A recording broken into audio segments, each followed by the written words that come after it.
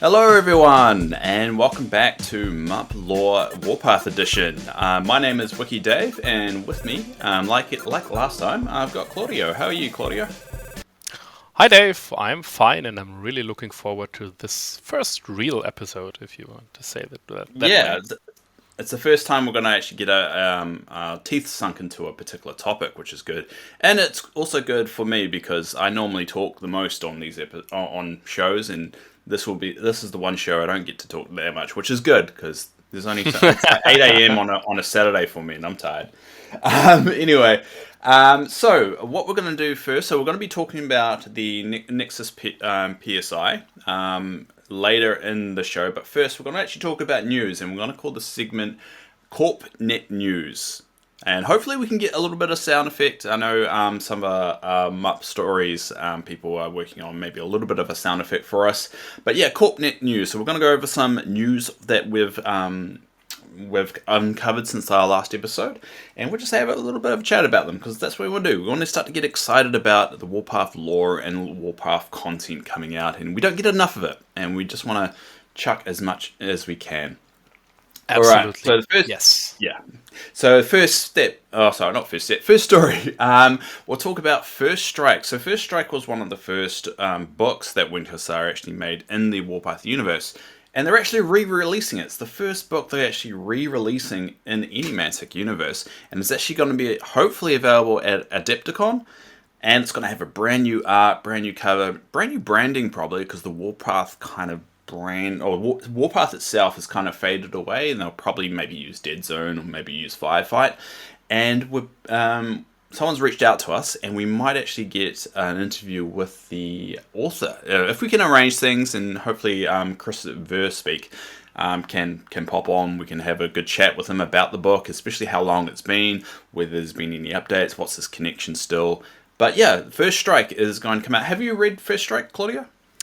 Yes, I've read it when I got it. I think it was uh, the first Kickstarter where Firefight was introduced, where Warpath as a bigger war game was released, and Firefight alongside as a squad level war game. So the first edition of Firefight. And I've got the book. I've read it immediately. It was so good. I really enjoyed it because it was the first time where we had a really deep dive into characters, into a world, and not only the short stories. I mean, there are many great short stories out there, but it's something different to have a real story with real um, depth to it, and I really enjoyed it. And there were always rumors that it would be the first of a few more, maybe a trilogy. So I'm really excited and hyped to finally get that trilogy, hopefully, with this new re-release. And I'm stoked because it's been a while since I've read it, so Mm. I I have It's, I mean, it's I've been a while forgotten a few since. details. Yeah, it's been a while since any like Warpath books or anything has come out as well. And I know we're getting the anthology series from the Epic Warpath Kickstarter as well. And I think the key to it is if we want more of this stuff, we have to show that there is a demand for it. So if you are at Adepticon or if you see it online to buy, get it. Because those numbers do add up after a while. Go to Windhasar as well. You can buy some of the books there. You can also buy the books digitally off the Mantic Games website.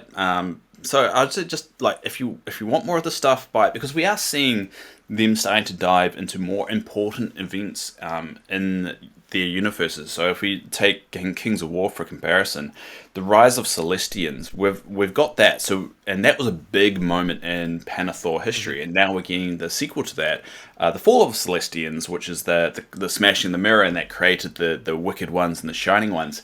I mean, it would be awesome if we could get a story about the Mandrake Rebellion, like an actual book Yeah, about that. That would be amazing, and also like all exactly. these other events in the universe that are fresh to be fleshed out. It's at the moment just footnotes in the lore, but Yes, to have a I whole mean, novel about it would be amazing. especially, I mean, I'd love to have something about the recent events and going on, but I mean, you can play that out on the tabletop. There are more stories about that in the rule books, in the source book, and so on. But also being able to have the backstory, like as you said, something big like the Mandrake Rebellion would be perfect for a novel. So, yeah, I can just say the same as you just said, repeat it. Get the books if you're interested in it, but also hype it up a bit. There Yeah. are many channels where you can write it that you're really looking forward to that, comment somewhere so that the people at Mantic and Wing to Sar really see that there is demand. Because oftentimes I've heard, oh, there is a book, I didn't know about it, and oh, that's so cool. And if you're listening to this, hopefully you're interested in the lore. So I think we're It'd be talking a bit to the right odd. people here. It would be odd to listen to a lore podcast and not actually care about the lore. It seems a bit counterproductive, really. Yeah, I mean, who knows? Maybe they Yeah. are here for the CorpNet news. So Yeah, maybe. But I guess on that note, we're actually doing a giveaway. I haven't actually told Claudio this. I've just thrown this in there because similar like we do with the Panathor podcast. We're actually doing giveaway for the books here as well, just to get a little bit more hype, more bit more love towards the books.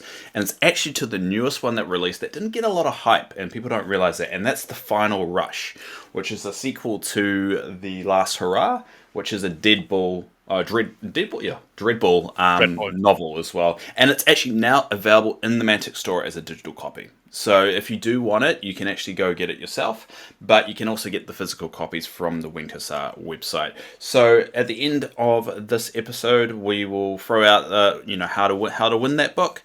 And it'll be a question. I haven't actually worked it out. I'm working this out as I go along. So I've written it down that I was going to do it, and then I forgot to tell Claudio, and we forgot to talk about it before we started pushing record. So we'll work out what you need to do to enter the competition by the end of the episode. So stay tuned, because I have no idea at the moment. Well, this is exciting then for Yeah, everyone. it's You going and to me be good. And included. we'll try and get a copy of First Strike. If anyone that's going to Adepticon can send me a copy, and Claudio a copy, just don't not do it. But if you can get our hands on a copy, we'll do a giveaway there as well. I want to do a giveaway every episode. I just put up my own money. It's only 20 something bucks depending on when you live. The shipping's always the nightmare. So we want to share a little bit of love towards it. Cool. So keep an eye out for First Strike. You go into Adepticon, grab a whole bunch of copies, sell it on the black market. We'll make a good buck out of it. And let's show some love. Let's show them that there is a demand definitely for more books and more more things in this universe. Cool. All right, the next one for CorpNet News is the GCPS customization bits from the vault. I'm going to let Claudia talk about this because apparently Claudia has a 3D printing obsession. Problem. So, yeah, Yes, problem. I have a problem. Some people call it a problem. Some people just call it My a hobby. girlfriend would agree that it's a problem, I think, but yeah, it's a hobby. It's part of the hobby. So, the vault. Why are we talking about the vault bits? Because there are a few new bits, and I think what's really interesting from a lore perspective. Last episode, the introduction, we spoke about the GCPS and how they are most of the time pretty vanilla, pretty generic on the battlefield, with many people not having really a backstory for them. At least that's what I feel, with a few exceptions who really can bash. And now we get upgrade parts for different heads, different flamethrower weapons. I mean, there are ones on the spruce, but you can really go crazy with them, maybe even for Mason labs. They in firefight they have flamethrower troops, so you can really go the containment. We burn our experiment route if you want to, and you have now options to really show your veterans, because until now you had to they use different weapons, but didn't really look different because you just use the plastic sprue. So now you have really, really stylish and different heads and arm options with knives, pistols. You have swords, you have maces for the riot troopers, so that they don't only use shotguns and shields, because they usually also have a mace in the profile for close combat. So you can really go crazy with them, and I think it's a perfect way to use the vault to get a bit more flavor, to make those stories in your mind and to have your personalized army or troop looking the way you really want without Yeah, and it's proxy, good that, of course. and it's good that they're diving more into that, because I do see the potential of GCPS, at least the troops, to have distinctive color and look depending on the corporation that's sponsoring them or behind them, like Trontek. They sponsor the Dreadball team, the 29ers, I believe it is. Yes. Yes. And that they've got a blue white kind of indication of what they look like. So maybe they could, those troopers go look that color, but also have the equipment to kind of go towards, what Trontek actually, builds. Yeah, and And if I'm not mistaken, Trontek is a bit more high tech, and there are new backpacks there, which would yeah, really go well with them, in my opinion. So you could go a bit more of a aggressive way because, for example, in Dead Zone, veterans fight a little bit better. They are not fighters, but if you want to have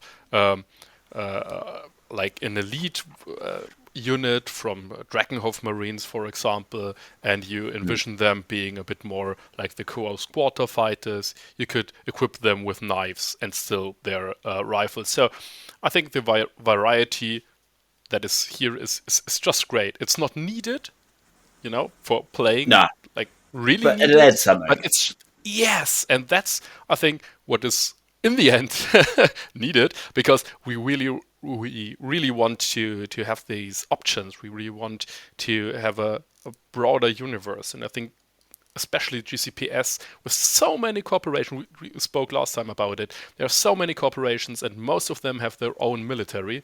So you can customize it, and it's easier to build your story because if you're playing an alien race, you mostly know, okay, they are alien, they have this and that, and for the GCPS, you just say, yeah, well, they are humans. Now you can dig a bit more into your own preference and theme. I think that's why, and not to throw it back to the evil corporation that is GW, but that's why people love Space Marines. They love having their own chat, like going for their chapters and then having their little corner of the universe, a very unique style and color. So when you see them on the table, you know exactly what that is, and it stands out, and it's got already its own story, especially in the lore. Because if people are taking a chapter that's in the lore that's not really well known, it's still a part of the lore that they feel connected to, and that this could be this equivalent. And we don't want to copy, but this is going to be No, no, got no. that variation, got that color, that I think it feels like anyway the Warpath universe is looking for. And we see that with Maison Labs, because when you see Maison Labs on the table now, it's clear that it's Maison's lab. It's got that unique color and style and that white. And we could have the same thing with GCPS being like the GCPS is the base, and then you can just really start having these little offshoots of, for this corporation, you get this unique Yes, style and a because very there unique look. there isn't a standing army for the humans for the GCPS. I mean, they are the enforcers, but so the GCPS always is some corporate army every time you Yeah, use them. yeah. So using these, and I mean, if you look at the heads, there are some who look even a bit like jungle fighters, if you want. If you're looking at the old Imperial Army or Astra Militarum from GW, to take that. So maybe you can go down, like jungle fighter road with the swords. So I'm And pretty happy for that. yeah, we see that with Kings of Yeah. War too, with clans, and you see a lot of people when they're showing their dwarf armies, and you show that they've got a unique kind of color scheme on the shields and so forth that represent their clan colors. It's the same kind of thing, and people love diving into that, and that stands out. But I know a lot of the artists, such as Ben Stoddard, when he was actually writing his books, he's actually got unique a color scheme for all the clans that he's actually introduced in there, and then that's how they all stand out. And I've actually added some of that to the wiki because technically they are official. So yeah, we can bring that in. There's nothing stopping it. I mean, ultimately it's going to be Mantic's call whether they really embrace that Yes. thing. But the only way that really Yes. embrace it is to show them that how cool it is, Yes. and so And I that's think hopefully a task. if we look into the Warpath source book, there are a few examples for different kinds of armies, for the Trontek, for Ecutech, or I think some other Dreadball will frontiers. be really good because you see the Hmm. colors of like in the Dreadball Yes. source books. You see the uniform colors, and they you would assume they're really representative of the colors of the corporations they're actually sponsored by as well. So I feel like you'll be able to get a really good sense of the color schemes of the established companies through a lot of the Dreadball content. Speaking of Dreadball, Yeah, speaking of Dreadball, that's a good segue. Thank you, Claudio, because I always go on tangents. So we're gonna go through some Dreadball news. Now, this is more kind of a speculation of a tidbit that Ronnie said, but as we know with Ronnie, as much as we love him, as much as he likes to say a lot of things, he does say a lot of things when he shouldn't, or sort of say a lot of things before they were actually 100% concrete. But he did mention this that with Dreadball, because we know it's coming back. Let's not mention the AI generated image. But we know Dreadball's coming back. So what he's mentioned there is that they've taken apart the game in a metaphorical sense. It's an all new game, hopefully not brand new, because a lot of people did love the original game. But a brand new game, a new branch. I don't know whether that indicates it's an offshoot or rather this is going to be version 3. Oh, version 3, yeah, version 3. mm, He's got some big stories to tell with Dribble, so they've got some lore mapped out and new space, whatever that means. So maybe just some new areas of the galaxy that we're going to be exploring, or some or new even locations. gameplay-wise, we will see how Yeah, much that's the a lore point. But I think they know they have a great game at their hands, and they know they overdid a bit the factions released at once. So I think there were like 24 factions. So there yeah. wasn't really space for upgrading the game. So going back now, taking it apart, looking what works, where could we improve it like a little bit, and then re-releasing it, hopefully with new models. We will Hmm. see. But Yeah, Red Ball, we've already mentioned it from a lore perspective. It's so great to have it. So many species, so much world building, even if there are only tidbits here and there. But it's just such a difference because you usually don't get those many species in a war game. yeah, So yeah. now There you was have some really them. good. You know how they look. You have the background. Yeah, I think the Zor was one that was speculated to actually become a proper faction. I think the Z's, or was it Yeah, apostrophe Z yeah. O The R? the the Zor, the Zor, the insectoids. I mean, that's a rumor for I A think while, for yeah. about 10 years now. I mean, Since we could still get them. It's so different than the Panathor lore of you get all these species that do exist, but they're not actually tied to a faction. Most of the time in Panathor, when a species is introduced, it's tied into a faction already, or it's already kind of established there. Here, we've kind of got such an open book of moving on. I would love a Mhm. Teraton army, to be honest. I think Teraton that lore Empire, there, yeah, the Loyalists. Empire does exist, and there has been brewing that potential rebellion in terms of the law side of it. There's so many things. I think that there needs to be a shadow point of not a shadow point. No, I shouldn't say shadow point because that's Star Wars. But yeah, there should be like some kind of big event that causes a bunch of these factions to be able to break away from being under GCPS control. And I Yes. think that's really going to open the doors to a lot of opportunities to introduce these factions finally to the game, because we have seen the species exist, especially a lot of the species that have joined the Rebs. Yeah, I mean, Teratons, I think, are one of the big selling points for reps overall. So, I mean, everyone loves them. So, Yeah, they could be, they could play a bigger part in a like more organized rebellion at some point in the lore, and we're nearing the 1,000-year anniversary in the lore of the true. GCPS founding. So, and It's, there it's are hints that the reps have something planned for that. yeah. I So, mean, who so yeah, knows? go like the YouTube group, because apparently once I get our YouTube channel, once it gets to a certain level, we get some more information Yes, finally about that. They've been teasing that for a while. But I mean, like the socials. yeah, like all of their socials, Mantic Games socials, because they're the ones going to be putting it out at the end of the day. But yeah, I think that's one of the key selling points that the Warpath universe. When I say that, I don't mean the game, because the game's not there. The Warpath universe can really stand out is allowing people to play space Marines essentially with whatever army and race that they kind of gravitate to. So, like I'm a huge Ninja Turtle fan. Like I don't have the camera on when I do these podcasts, but behind me, I've got comics and comics of Ninja Turtles. I've got a whole glass shelf of all my Ninja Turtle stuff. I've got the original playset back in the 90s when I was a kid, and I love Ninja Turtles. And I would love to have a turtle space army. Well, then that's how I see the Teratons, is just having a turtle space army that I can put on the table and just you can't do that with 40k. 40k doesn't have a space turtle army, and there's so many unique races in the Warpath universe that I don't think people have the ability to build those armies up. So I think if what Matt should do is sit down, look at all these unique races that they've introduced to the game, and then look at what will look cool on the table. A bug army will look amazing. I mean, yes, we get like Tyranids and stuff, but you get them.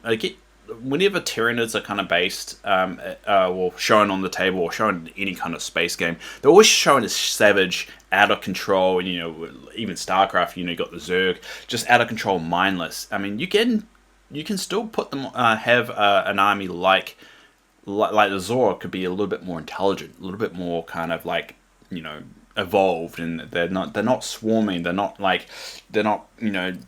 massing so much. They could actually Not be more of like savages. the GPS. Yes, Exactly.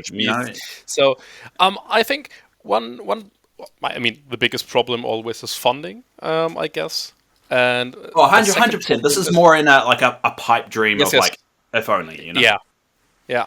And I think from a design space, it's still a bit problematic because we have the Night Stalkers and we have the Nameless, which are True. pretty different from that, but they still give this feeling of some critters, even if they are really different from that. But rules-wise, Zor was just one example of the range that we have. But I would love Adalorana. Because they are so freaky, crazy, energy-based mystic things. But, well... the Crystalians would be really good too. Yeah, and they have the background for having a motivation to fight. But in the end, I think, and now we're back to that, those are all Dreadball teams. So, if you like the Warpath universe, you will love Dreadball from a lore perspective. I'm pretty sure from a gameplay perspective too. But having this world building is really, really helping out the universe as a whole. So I'm glad as someone who hasn't really played much of many Dreadball games. It's great to have read the lore about them because it's good enough for me at the moment. And saying that, if you do want to read the lore yourself, there is the free PDF online if you want to read about Warpath lore. But also for Dreadball, you can actually download the PDF to show all the teams that were released as well. So I think there's a Dreadball team roster that you can download for free. It's all free. So if you're curious about what we're talking about, you've only really dived into maybe Firefight and Dreadball, so not Dreadball, sorry, Firefight or Dead Zone, and you haven't really seen all these other races that exist. I mean, the wiki we're slowly building up, but if you actually just want to see himself, download that PDF, have a good look of it, and then maybe that will spark some imagination for yourselves of what could happen in the future. Exactly. Cool. All right. So with that over, now I'm gonna try and do a thing here. So after every news segment, I want to sign off the news segment with it being sponsored by a corporation that's within the universe. So so this is a bit choppy, but hopefully I get a little bit smoother on it the more we do here. So Corp Newsnet this week was brought to you by Trontek, the official sponsors of the 29ers. There you go. That's my one. But yeah, we're gonna. We spoke about Trontek Marines having the perfect backpacks now, so it has to be sponsored by Trontek. We did that deliberately because we're sponsored by Trontek. Yes, yes. Product placement. Exactly. Send us those credits, please. Yeah, so if you do have a corporation that you want us to, and it doesn't have to be a legit one, any corporation, but not a real one. It doesn't, not a real life one, either one that's in game or one that you've done yourself in your own lore. Put put a comment in the YouTube comment section, and I'll use it for next time. So just reach out. Otherwise, I'm just going As to a pick a rap random one from the universe. sympathizer, which corporation is legit? Not one of them. Okay. Yeah. Fair We'll enough. have to cut this one out. Yeah, Corpnet sure. news over.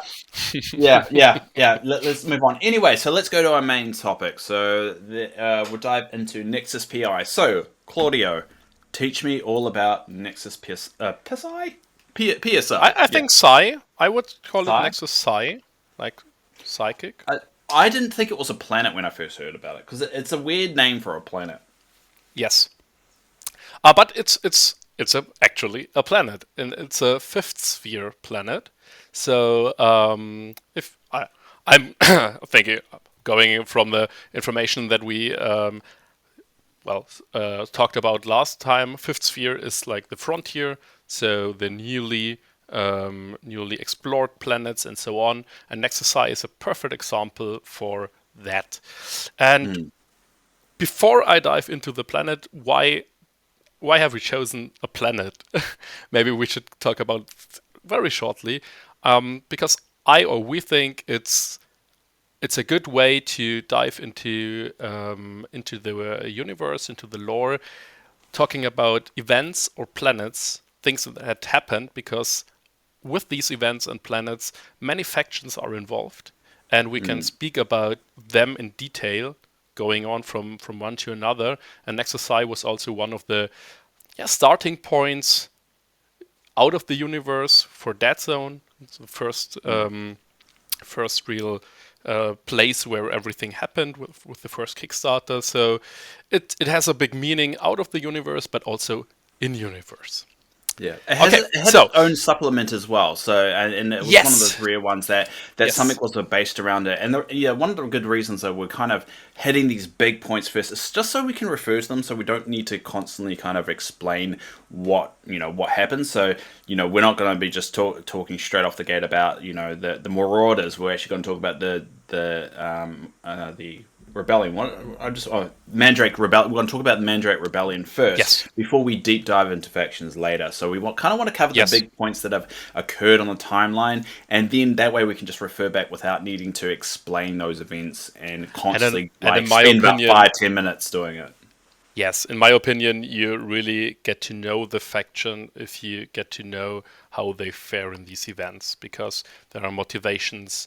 Some of these, like Nexus Psi, is more focused on the plague, but many other factions have to do something to do here. So it's a good starting point to really get a feeling for the universe and a feeling for the factions involved. Exactly. So if you're looking for just a faction breakdown, that will probably be later on, after maybe a 10th or 20th, something like, and down the line once we've covered the big points. But we definitely will be eventually just deep diving on one of the factions and covering things that we haven't, all those little tidbits, because a lot of the cultural stuff, a lot of the communications, a lot of that small stuff doesn't really get mentioned in the big events. So there is definitely an opportunity to break those down in the future. So just a little heads up. So hopefully you still enjoy this if you've got only one passion about one particular faction. But we can't please everybody, so there you go. I would start with a quote. Actually, it's a quote from the second edition Nexus Psi supplement, and it's used as the introduction. And I think it's really, really fitting to get a good hook from our last episode to this one. So I'm just going to read it out to you. It's from Professor T.M. Freeman IV, a commencement address to the Ecutech Academy, the class of 3108. And what is it then that has given humanity this prominent position in the galaxy? What quirk of fate or genetics has led to the fact that it is humans, and not the Sphere, the Forge Fathers, the Teratons, or the Galians, to create the largest, most prosperous, most exalted polity known in space? Simply put, it is the human spirit of free enterprise. It is the technology of capitalism that has ensured our primacy in the galaxy. For centuries we traded amongst ourselves, utilizing every resource at our disposal, seeking every advantage we could. And so it was that when we left the pale blue dot that was our home world, we had something no other civilization had. a history of mercantilism and exploitation that blossomed in the greatest galaxy-spanning trade empire ever known. Our ancestors once said, per aspera ad astra, to the stars through hardship. Today, I say to you, per avarice ad astra, to the stars through greed. Nice. So, That was really well done. You make my lore breakdown on the Panathor thing look like horror. That was good. That was good. I like the quote. I love when the space centaurs are mentioned as well. The Galilean, Galleons. They go Galleons. Yeah. Galleons, Yeah, yeah. Galleons. I love it when they mention because they're actually in the last Hurrah book as well, and part of the Rebs faction.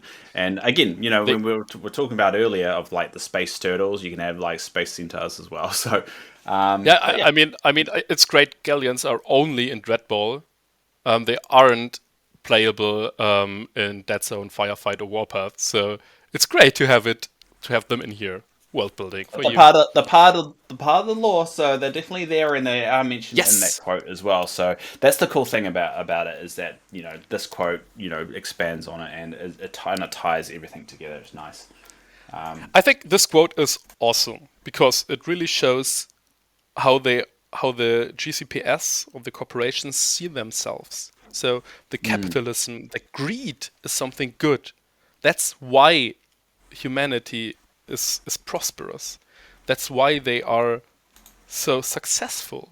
So we from outsiders see it as a dystopian future, dystopian universe, because we know it should be that way. We corporations know are typically bad. Yeah. Yes, this point of view is really showing what's going on and why they are behind the system, because they know they are the greatest. It will cost some others, but for them, the outcome is worth it. Yeah, And the greater good, Nexus they PSI, say it, yeah. Yes, and Nexus PSI is the perfect example.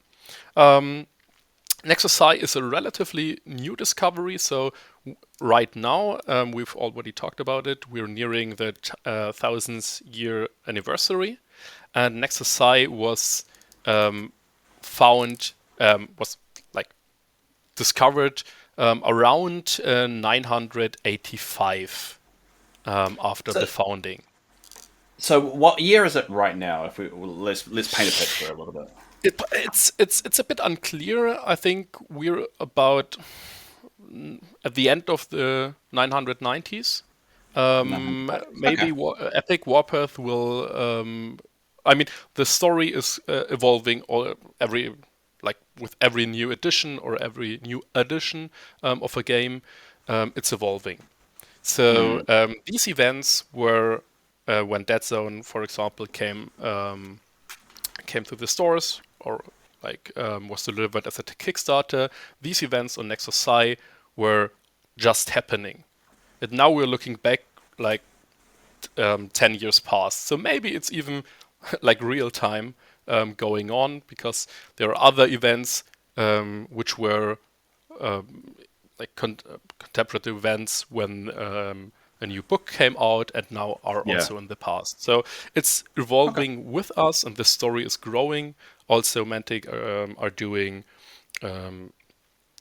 summer campaigns or lore campaigns where the lore is established throughout the games that are played. So it's really a living universe for that, and I think that's really a cool thing because it's not static. And so that's something I like it. I like it. I love what they do with Mantic when they bring these summer campaigns. They do it for Panathor as well, and they last year they did the summer of it was summer over there, winter for me. Summer of sci-fi. But one thing that does bother me a little bit is I'm a big timeline kind of person, so I kind of like to know when these events are taking place, and I think that's where it all kind of falls away. Is like they mentioned the summer of sci-fi campaign. When did that actually occur? What year did it occur? Are we talking about events that already happened in terms of the lore? I mean, I know that's not that important, but I kind of like it as well to know whether we're going forward or we're only like a year later after a particular event, because there are reasons, that kind of can also explain why certain factions may not be involved. If it's like a year after the Mandrake, was it Mandrake? Yeah. Mandrake Rebellion. Yeah, if it's a year after that, obviously you're not going to see the Marauders there. There'll be a good reason why you don't see them. So that's sometimes why I get a little bit hung up on the timeline. But that's not that important. I know it's not that big of a deal. So. No, I feel you, and I think, and I hope, but I really think that we will get something about it, because in the summer campaign they talked about this 1,000-year anniversary, and if you look at the Warpath source book, you have a timeline there, and you have Nexus PSI at the end. Rather, not at the complete end. We have XM4, which hopefully will be also an episode, because it's also really interesting. But so there's a lot of planets. We've got a lot of time. Yes, those are the events that were from Firefight or Dead Zone over the last years. So I'm guessing that we will expand on that timeline in due time, maybe even with the Epic Warpath already, or a next release for one of the war games, maybe even Dread Ball. Who knows? Yeah, I mean, we've got Epic Warpath. So we're about 10. This is like 10 years earlier than where we think the timeline is going to be. Yes, around 10. I'd say around 10 years. And then if we look back, the Fifth Sphere licensing began 963. So it's about 24 years or like 20 years before the licensing for Nexus PSI. And I think one thing we have to talk about, the licensing begins, because it's not about exploring the new planets, but it's about exploiting them and getting licenses. Because that's how the GCPS works. It's not, we have a new planet, let's settle, let's see. No. We have corporations. So just to pause, for my understanding. Who do they get the licenses from? Is it the corporations have taken that space, or is it from the overarching council? We have the Council of Seven, and they dish out the licenses. So the highest bidder will get the license, and so the corporations will have to think about: is it worth? Is it not worth? Sometimes they have like a big empire, maybe they want to build with more planets, where they have trade routes. They want to establish, so it will be worth a bit more for them. But it's also always a bidding war, and in the end, the GCPS as a whole, or the Council of Seven, will get richer. And what happens? Those planets often aren't like uninhabited, or are completely new ones. So there is even licensing wars or biddings for planets where indigenous races just live there until they are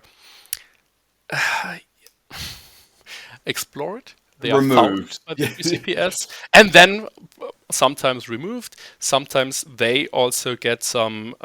If a corporation gets the license, they will talk to the indigenous population, make trade agreements, make the capitalist take over, and in a few years, the population will see that the resources are stripped from the planet, because the corporation has to get a payback for their licensing, and in the end, that's it. That's how rebellions are born. That's why we saw with the Cypher and all those races, all those water-based races, like the Cypher and the Sangar. That's the shark, the humanoid shark race, and that's how they got kicked out and kind of they lost their planet. Is essentially through that process that you just mentioned. Yeah, it was an Ecutech, I think, mining incident that blew up, or turned the oceans to dust, or vaporized the oceans, so the whole planet died in the process. So the same Ecutech, the same corporation that the quote was from the Ecutech Academy, where they were so proud about their greed and capitalism. So yeah. Not Trontek. Trontek is the best company ever. Yes. Go buy Trontek stocks now. Okay. Yes. So, Nexus PSI.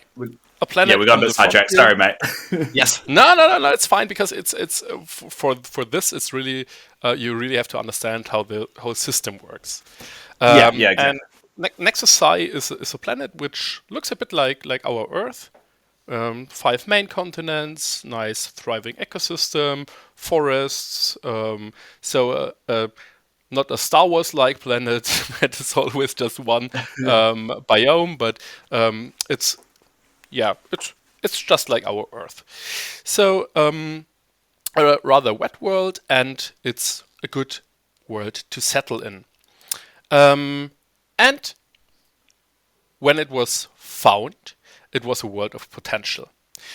Scout ships from a corporation named Sunmar, they are known for scouting the universe, were going around looking for planets, and it was categorized as a Category D planet suitable for immediate human occupation.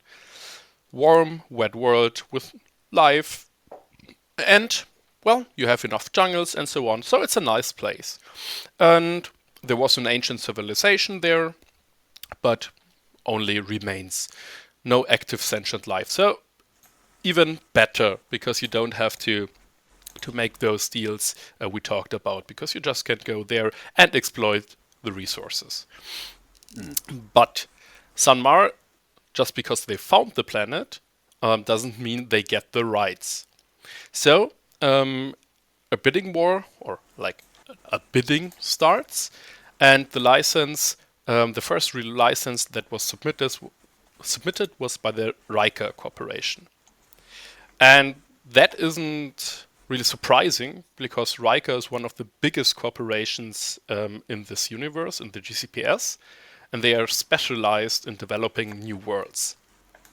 So they go on new worlds, get the license for that, establish the groundwork, and then they sub-license the As they world do, to yeah. other corporations and get their money back because of that without investing much themselves. They do it too, but the plan is to lay the groundwork, get other corporations in there that are specialized in their thing, getting loans, money, and so on from them, and then getting back their investment. So Fair enough. Yeah. at this point, I feel like we're not talking about a science fiction universe, but about some, I don't know, I know, take over at Twitter. trading podcast like how to invest in stocks and Yeah. take advantage of new planets. But that's the way it works. So they really wanted this planet because it's just easy to work with, and they knew other corporations would follow. And they have an acquisition department, and they have rivals, of course, the Magani Corporation, but they won out. So it's a really complex process and really tense, and the GCPS isn't working as one. The corporations are working for their own benefit. So they have many rivals, of course. In the end, Riker can then launch their exploration fleet, standardized, they know how it works, and it's set up to get a new conquest there. And I think at this point, a short extra info on the Riker Corporation. They have the nice slogan, "at the forefront of expansion." So it's their thing. Interestingly enough, they have about 42% of the planetary licenses in the 4th and 5th sphere. Ooh, okay. So that's They're hefty. rather important. Yeah. They are really important, yes. So, I mean, I don't really know how much a credit is worth, but they receive an estimated 7.1 tera credits annually just as revenue generated by their sub-licensees. So they are paying. Credit? It's a trillion, right? You're thinking trillion. I think that feels like $1 trillion, something like that. I think it's even more. One megabytes. Tera or Tera. It's like terabytes, but tera credits. How much? Yeah, how much? I'm googling this. Terabyte. I know this is terrible content, but terabytes. So that's 1,000 gigabytes. So I don't know how that translates to currency, but there you go. Yeah, Maybe it works on Bitcoin kind of thing. I don't know. it's like something that we can't imagine. I'd say. No, Like it hasn't been that's the explained way. yet, but let's assume it's a Yeah. lot. Yeah, of course. So they are playing the real capitalism game where you just invest in something without doing much, but getting all the money because of the work of the others. Sub-licensing. Yeah. So they have about 42%, and Nexus PSI is one of those newest acquisitions, really, really promising. Well, also because of that, the Riker Corporation is known, and then we're back to the one of our first points we talked about. Riker Corporation is known to take advantage of other races in their military. So they are the corporation who uses the most non-human soldiers because of their vast acquisitions of planets. So they draw their recruits from other races. We haven't seen that in the rules for now in Firefight or Dead Zone or even Epic Warpath as far as we know now, but it's something where you can really customize your force. If you want to go more different aliens in your GCPS force, just because you like it, you can go, okay, I'm playing a Riker Corporation list. Yeah. I'm looking if we've actually catalogued it on the wiki, but do you know if there's a color scheme for Riker? I can't Um, remember. I don't really know. They have a logo, which is a blue planet, a red planet, and a purple planet. So maybe a combination of Oh those yeah, I see colors. that. Yeah, I Yes. see that logo. It'll be on the wiki for those that are interested. I'll make sure that this is on the new wiki there. But I can see it. You can definitely incorporate that kind of color scheme into the army. I can really see that. I love it when they come up with these logos for these companies because it really adds a Yes. little bit more And I think personality. Yeah. it's something that I hope we see more because at the Mm, beginning there was a bit more about that. Then the source book gave us more names of yeah. corporations and more a bit uniqueness, but we really need a bit more depth, like a color scheme, as you said, so that we really can visualize it. Besides that, so Yeah. one interesting tidbit about the Riker is they are also known to have battalions using Alpha Simian guerrillas and Teraton Commando pincer strikes. So Mm, I'd love to see that one too, having yeah. GCPS Marines and then teleporting turtles doing a pincer strike on the right and big Oh, there's so many gorilla. variations you can do here, It's right? it's it's so cool. And My imagination yeah. is like going wild just reading those two sentences. It's Yeah, I mean I mean, it does. And I know we hate comparing it to it. It's just the more common one, like the chapters for 40K, is that every chapter has its own unique kind of abilities, and that's why they get their own source books and so forth. You can really see that here. If you after developing the game and adding more to it, I really can see all these unique units, new special units coming out. I think we've seen that with the Maison Labs. I think that's the first one yes, that we've seen as a bit of an offshoot, and Force is kind of offshoot, but they're really just they feel like more of like the Imperial Guard kind of aspect. It's just more of an off branch rather than an offshoot. So I think Maison Labs is a really good example of what what we're talking about here, of the variations that you I can get. I, It's I similar, was really but also hyped. different. Yes, I was really hyped when Maison was released because Mm, I'm around since the release of Dead Zone, and when Star Saga came out and Maison was added, it was just that the first time a corporation got really, really a background and yeah, depth to it, and now it's their complete own faction. Now they are a big player, and you really see if you look at an army, even if they're using Marines, you know the difference. Yes, they have cyborgs, they have plague monsters and other monsters, and I think it's it was the perfect first step, and I hope we see it doesn't have to be that much. I don't want to have 8 corporation armies as big as Mason, but like a few variations maybe here and there. Or at Well, least the there ability is to hope. do it. Like, I mean, you could Or go to the ability, GCPS, yes. yeah, GCPS, and just have some standard, like, if you want to do your own corporation, and these are the, like, you could have like set 1, set 2, set 3 of the rules, and you can go, all right, I'm going to take set 3 and make it this corporation, or little variations like that. I mean, I think one thing I do love about the Panathor universe is how many factions you can actually select, and that makes the world so rich, and you know, you can sink your teeth into it. And I think the same here could be for a GPRS. You get so many different like little offshoots there that it brings so much color and so much different varied armies to the table. I see. Yeah. I'm looking I forward mean, to seeing if that happens. right now you could argue that you could play a Riker Corporation Dead Zone Strike team using the rep rules. True. Because reps have Yeah. alpha simians, reps have teratons, reps have human troopers. So it's not the same, but if you really want to do that, it's possible right now if you just use the GCPS brew. So there are a few options, and I think it's always your game, your faction, your Exactly. strike You're fun. team. Yes, if you want to do that, go for it. It's just making the world richer, but you have to know that something like Riker exists.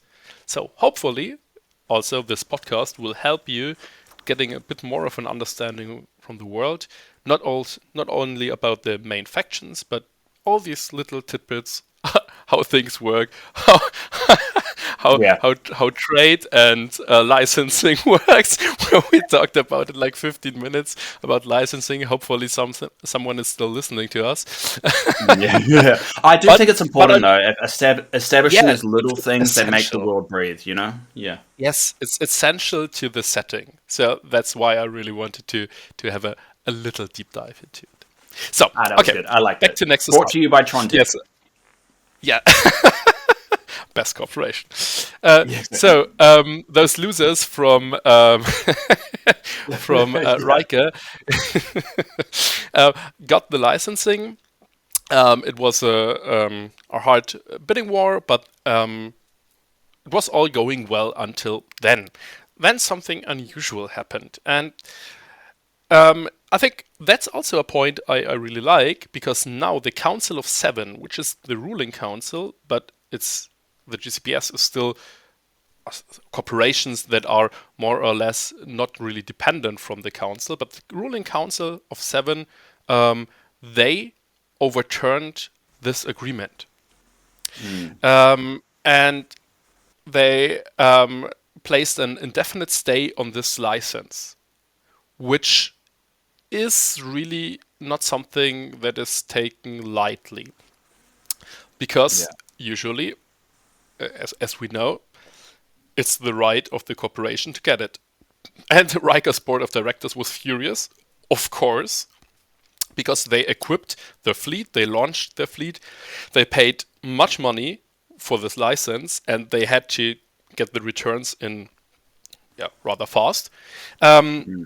But they couldn't really directly oppose the edict from the council.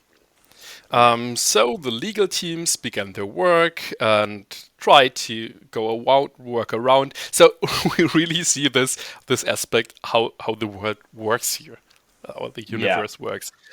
This is like the government saying, okay, well, be on hold, and then the corporations go, wait, we paid for that.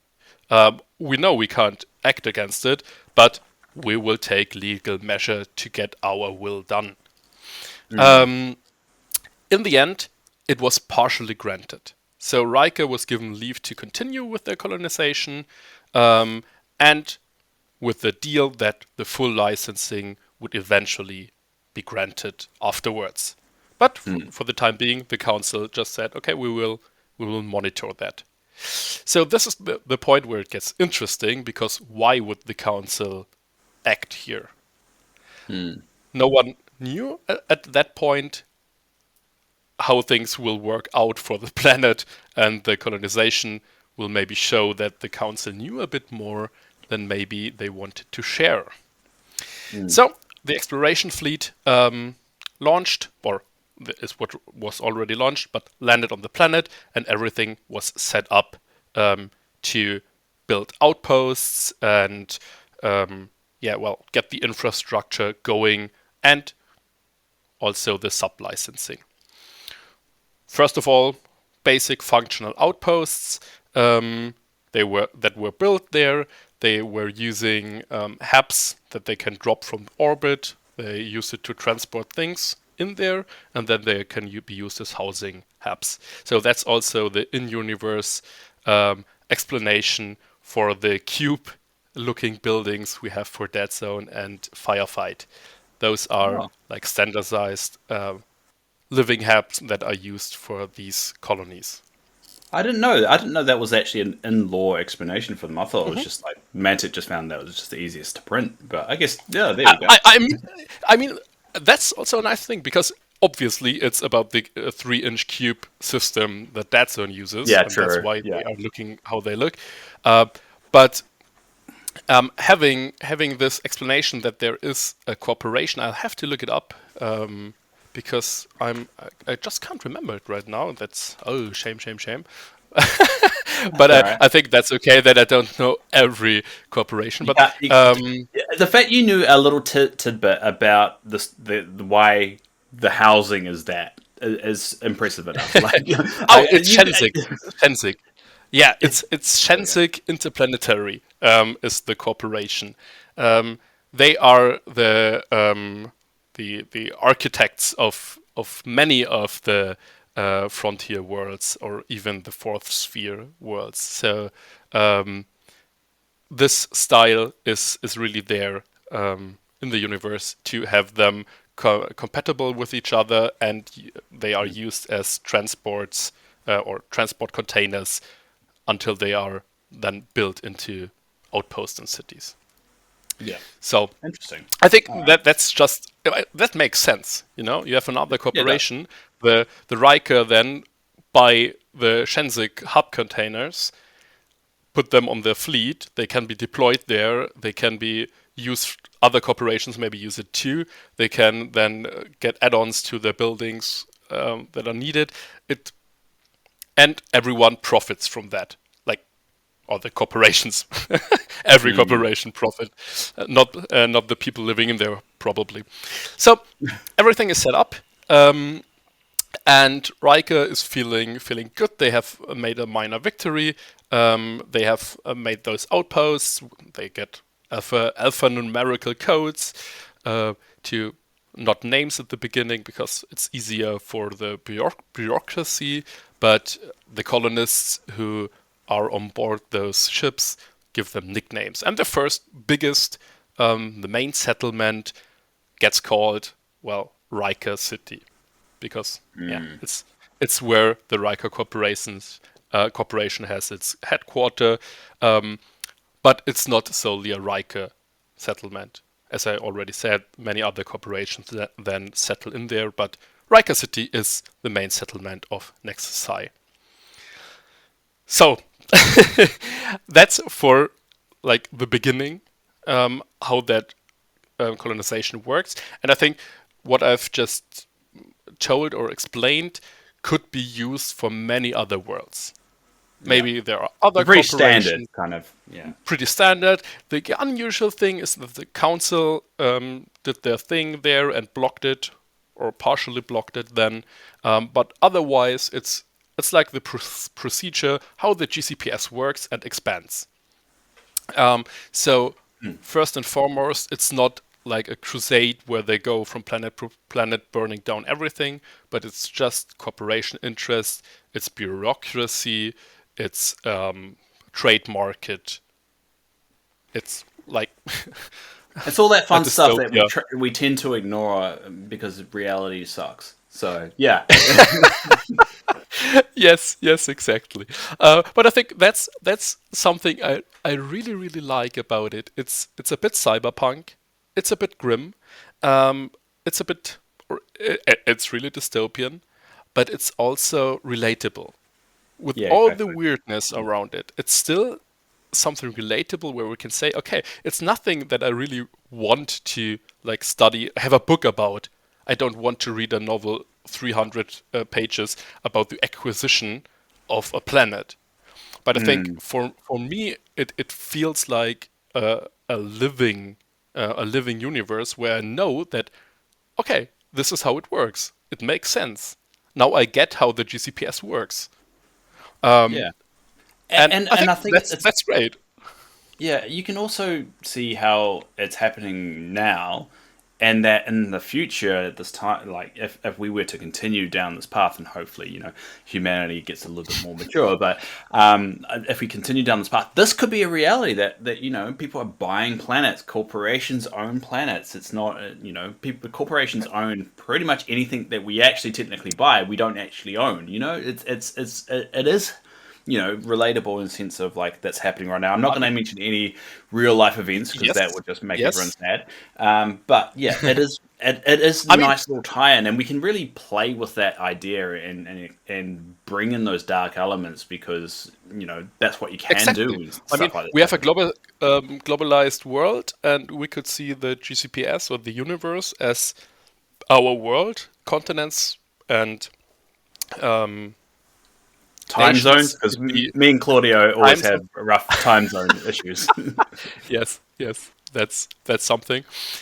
So you can see how that works and how that would work out, and communication could be also in the hands of one corporation, and like Mm. you know, there are a few bits here and there that are really close to our reality. So All right. I So think with it Nexus makes it good. PSI, why is it such a big deal? The Yes. Riker Corporation's gone in there. They've done their thing, all arguments and so forth. So what's the next step here? Why is it so big of an event? Yes.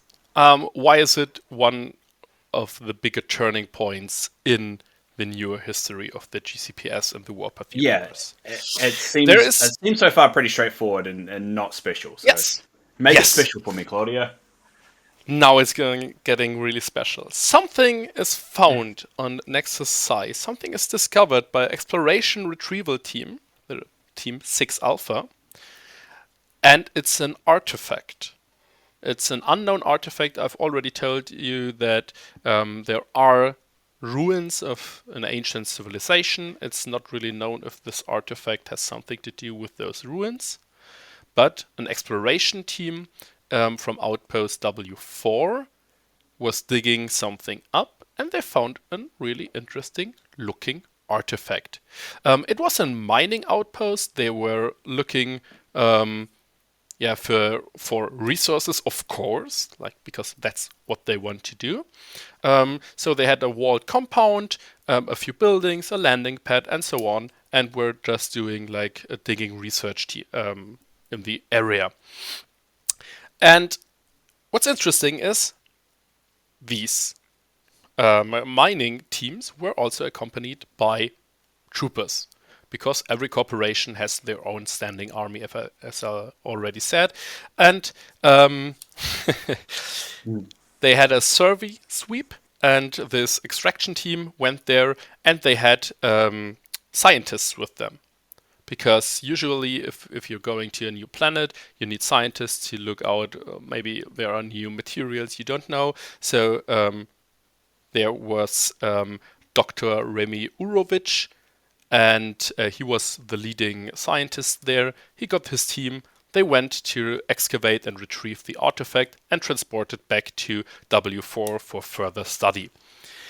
Okay. The artifact is a stone slab, less than a meter across, and covered in pictograms of unknown origin. So far, so good. So Yeah. more of an archaeologist thing, but interesting, maybe worth, maybe some corporation would buy it or pay good money for it. But it didn't come to that because mid transport, this artifact activated, and that means that the technicians driving this hauler were either dying from this activation, or transforming. Some kind of virus was affecting them in the vicinity from this artifact, and half of the team died in agony, screaming, and as this virus tore through the body, and it is stated that those were the lucky ones, those that were dying in agony. Dr. Urovich, who was nearest at that point to this lab, he transformed into something completely new, something violent, something dangerous, something big. And this is the beginning of the plague infection on Nexus PSI. So Dr. Urovich turns. Okay. Yes.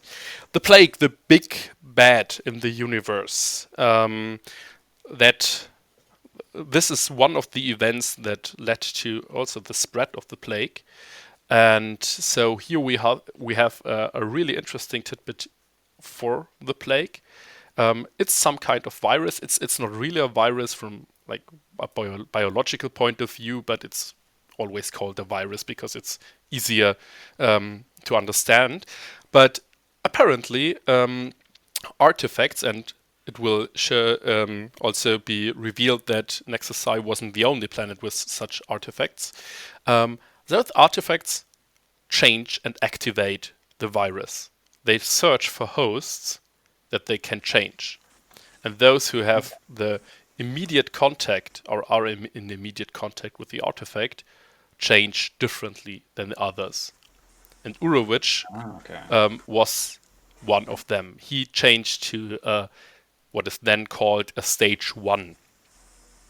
So a mutated, real big monster, but really intelligent and a leader for the plague forces. So were there variations of plague forces, or they were still like one hive mind, or there was a bunch of different kind of. It's interesting because there seems to be some kind of hive intelligence in there, so they can react to each other. They have a common goal, but it varies from the different stages in the plague, because the GCPS, the ETCU, the counter action unit from the GCPS who studied them say there is a stage 1, those with the first contact, stage 2s, leapers or boomers, who are more violent and more beast-like, and then there are stage 3s who are more like their hosts, like they are looking like humans but bulkier, more aggressive, and the stage 3s again have more of their personality left. And we also see some of the characters, some named characters who will lead the story, have more personality than others. Some that die with strong emotions, it seems, maybe retain those emotions and have them as a driving factor, besides their like hive-minded goal, because the plague has the goal to spread, and that's what they want to do. So they can't turn everything into beasts, because they need those stage 3s, because those can drive vehicles, those can fly ships, those can use weapons. So if you want to spread the plague across the universe, you need those skills from the hosts they inhabited. And I think that's something which is really interesting, because they also have zombies. Those are like zombies. They don't really think. Yeah. Wait, they're plague zombies or just zombies? They are plague zombies, yeah. Infected zombies that don't retain anything. So infected plague victims that don't retain their own personality anymore. And so there's both, and there's also mentioned that those zombies are sometimes seen attacking the plague too, because they are just driven by a feral instinct. But most of the time they are directed by this hive mind a bit, or by these leading figures like the stage 1. So they want to get away. Yes, sorry. Just to so my Mhm. own understanding with this the plague. So is the plague kind of a the spores, and if you smell them, that's when you get infected, or they're more like if you actually physically touched by it, that's the only way you become it, basically.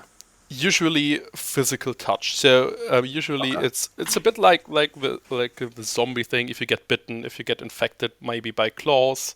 There are other ways. I mentioned the stage 2 bursters. They are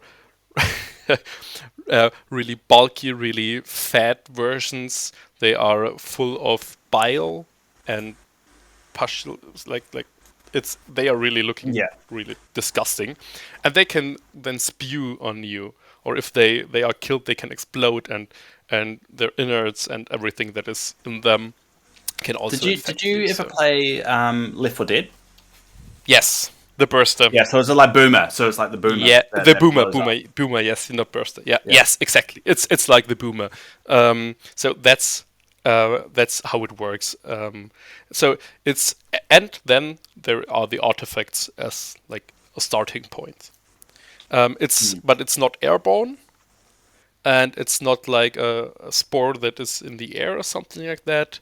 Not some Last of Us spores in that way. Um, but I So think there is a way essentially to control it. It's not like the flood from like Halo is that one spore infects someone, and you have to nuke an entire planet to get rid of it. This is more kind of like a zombie kind of virus, but not quite. It's more of like a yes. smaller version of all that.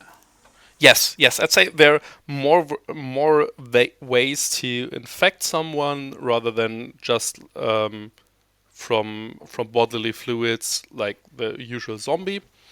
Mm. But it's closer to that, so you can contain it Mm. if Okay, interesting. you're doing it properly. Yeah. Yeah, yeah. Obviously, if it's out of control, it's out of control. But it's good to know that there is limitations to this. Yes, It's not like it's just overwhelming and there's no hope. There is a little bit of a containment kind of aspect to it that is possible. exactly, exactly. So, All right. So um, so yeah. So it started. So people are now starting to get infected. What's the next step there? the next step is they want to spread, and there is another second important name, one that will be even more important than Urovic, and that's Dr. Gail Simmons. Um, I'm not sure if today is the day where we go into depth with her story, because she also is around Mason Labs now, so it's a bit more. Let's see where we go. But Simmons is Urovic's subordinate, and she survived this Mm. encounter.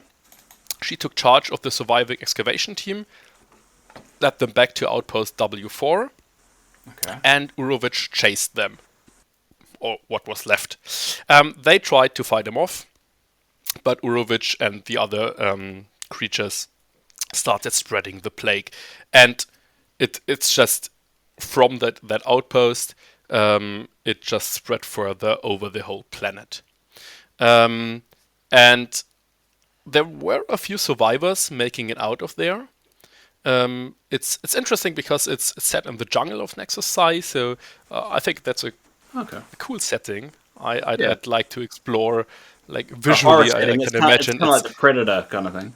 yes, the big gorilla-like stage 1 crying in anger and rage, going through the jungle Yeah. and the transport trying to get away. So I really like that scene. There was a distress signal from a few survivors to Corporation Central, so to the center of the GCPS. And as you can imagine, there wasn't a response like, "Oh, we're going to help you. Don't No, fear. Have no I fear." kind of I No, don't there see was that as being a priority for them, unfortunately. no, no answer. They only received dead air as a response. But something was done. A containment protocol had already been enacted. Wow. So, a containment protocol, in short, I think maybe in the next episode we can dive a bit deeper also how that evolved. But the containment protocol is something the GCPS has already tried, and it's something they know how it works. The containment protocol says that the planet has to be contained. It's deleted from the star maps, so you can't reach it with your usual coordinates you use to jump between planets. And so it's like it never existed. And besides that, besides just like deleting it from the star maps, of course, some military has to be sent in to A, keep everything on the planet contained, and B, keep everything from outside the planet to get there. So who would you send? What do you think? The enforcers? Of course, the enforcers. That's what they can. You don't think I knew that, Claudia? I heard you take a drink. You thought you had more time for me. Haha, got ya. Yes. It was just like the suspense, the pause for suspense there, but you were too quick. Exactly. The enforcers. They are trained for that. They come there quickly. They make a blockade there. No ships can enter or leave the planet or the surrounding area, and the plan was to eradicate the plague and everyone who knew about them. So there is a short story compilation. There is a short story where a ship in orbit around Nexus PSI just gets an image from the surface. They see the plague creatures. They panic and they wonder what that is. And Corporation Central doesn't want the GCPS to know that there is something like the plague. Because that would cause panic. That would cause profit losses. So the enforcers board that ship and kill everyone. There are no good guys. The enforcers aren't the good guys. The enforcers are the one who fight the bad guys, the plague, but they are maybe just as bad. Because wait, are you saying a faction called the Enforcers aren't good guys? The Enforcers, the private superhuman army from a council that isn't elected by the people, but is from the most wealthy corporations who only value greed. They aren't the good guys, and they are also trained and brainwashed to don't feel any empathy for humans, other people. And they're called enforcers as well. And so, they're called enforcers. Yes, I can't see them being kind. So it's interesting. I didn't actually know the thing about how they've been kind of, their feelings have been kind of, basically they're psychopaths. They're genetically bred psychopaths. Yes. Also something to deep dive in. Yeah, that's definitely a story there we could hear. Or even Mandrake Rebellion. Let's see how we want to do that one. But it's really, really interesting. There is a process where they are really genetically enhanced. They are altered, also the brain functions, and they are trained and brainwashed, of course. So they are completely obedient and ruthless. You basically just explained the reason why we're going through events first instead of going through the individual factions, is because there's so many little tidbits that we should explore first before going into that. Like the enforcers, we should really explain, how they ended up, originating, and you just. And I think this explains why we're going through events first. Exactly, I think because with these events, you learn how they operate. We can talk about it a bit, then go to other events, maybe focusing on one or two factions. And then in the end, we already hopefully get a good picture about them. Exactly. So, I love it. With the containment protocol enacted, the planet fell silent. The plague spread across the planet in a matter of days. Not weeks, not months, so not even, maybe 28 days later, um, the Not plague 28 spread. weeks, not 28 years. It No, was 28 days. no, exactly. So no prequels here, no sequels here. So from this equatorial jungle, it spread like a wildfire.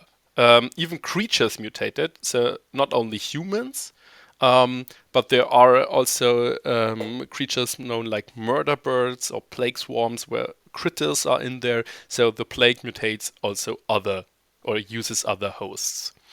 And the colonists that have settled there then spread it to thousands of others, and so on and so on. There are a few pockets of resistance, including the aforementioned Outpost W4. They had a solid defense because they were like military organized or had the equipment. But even those, like this outpost, fell 2 weeks after driving them back. So within a month, virtually no opposition remained. And we could say maybe there is a story ends, Yeah. but that's not how it ends. The council was prepared. On Outpost H37, interestingly, a Mason Labs facility, began the hunt for Dr. Remy Urovich. The enforcers sent pathfinders, specialized units, scouts, trying to find the stage 1 that was identified as the primary target, or had to be identified. It was identified, but had to be checked out and then made sure that it really was the main spreader, or patient 0, if you want. And so the pathfinders hunted down Remy Urovich, and then they thought the rest of the operation will go smoothly, because after a fierce fight, where recon unit N3219, another named character which is still around now, was detrimental in hunting him down. And they thought, okay, now everything is over, but they found out that Dr. Simmons, which I mentioned earlier, was a far greater threat, because she was now turned to a stage 3, and she had still her. So that's the more intelligent of one, her- the human. Yes. one. The stage 1 is still intelligence, but more really plague driven, and the stage 3s are more still human, filled with rage. There are a few short stories that show how they see the world, like just in rage, and just kill and maim everything they find. But Simmons, the moment she died, she was so angry that she was left alone by the corporations, by the GCPS, by the council. She knew something. They knew something. Because remember, the Council of Seven tried to stop the acquisition from Riker. Yeah. Yeah, So she they knew about the tablet, or did they know about something weird on the planet? Maybe, probably, that something weird is going on there. It's not Okay. really clear, but Simmons, she's bright, or was bright. She was filled with not only the rage from the plague virus, but also her hatred for the GCPS. So she also started a personal vendetta to spread the plague to the GCPS because of her own reasons. Because she said that system has to go down. And I think that's a really interesting take to the plague, who is seen as like a zombie faction, or, a mindless faction, to see those motivations in some of the characters. I think It's interesting. that's one of. It reminds me of it's- Kerrigan from StarCraft. Yes, exactly. Except for she's a scientist, and Kerrigan, I think, was a sniper. That rage and interesting. So is she still in the lore, still existing, or unknown? It's one of those things. She's still existing, and which a thing that is really interesting is that she's apparently working for Mason Labs now. Working Still or plague. allied or however that works. So she was able to leave the planet. A bit of a spoiler, because the containment protocol didn't work out as expected. The enforcers were really thorough, but some plague ships were able to escape, and one of them was with Dr. Simmons on board. Because they didn't know how big of a threat she was, because they saw the stage 1 and thought, okay, that's the one we have to get. So there was a tablet on Nexus PSI that somehow infected the people that discovered it. There are hints that the council did have some kind of idea about it, which is why there was so much resistance and issues with the acquisition. But then they found that tablet, it infected a whole bunch, and then essentially the plague just spread out. They tried to contain it, but somehow it got out of away from the planet, and now I'm assuming it's starting to infect everything. Yes, and it's not the first infection in GCPS space. So there is the Adriana incident. So not the first plague infection, or infection? No, not the first plague. Not the first plague infection. It's one of those who maybe made it worse, because, as I already said, there were already containment protocol were already a thing, because there were plague fleets already around. So ships with plague infected on them driving through space, GCPS space, that had to be intercepted.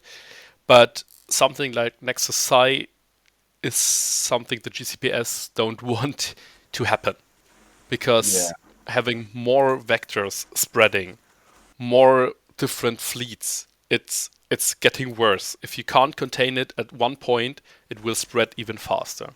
Yeah. So Nexus PSI was what it could evolve into as well. Yes. And one thing about the planet is, we spoke about the GCPS, of course. We had a Mason facility, but at that time they weren't maybe as involved as we know they are like the baddies. like the more better. They're not the good guys, that's for sure. Yes, for a better future, Mason Labs. But brought to you by Trontek. But they weren't as involved here, maybe, or at least the things we know right now, as they are maybe later. But there are many other factions who have interests on Nexus PSI. One of them are the reps, because they are the ones who want to help the people on here. There were rep cells here. There were rep cells in the vicinity. They don't want to live with the cover up. They say the people have to know.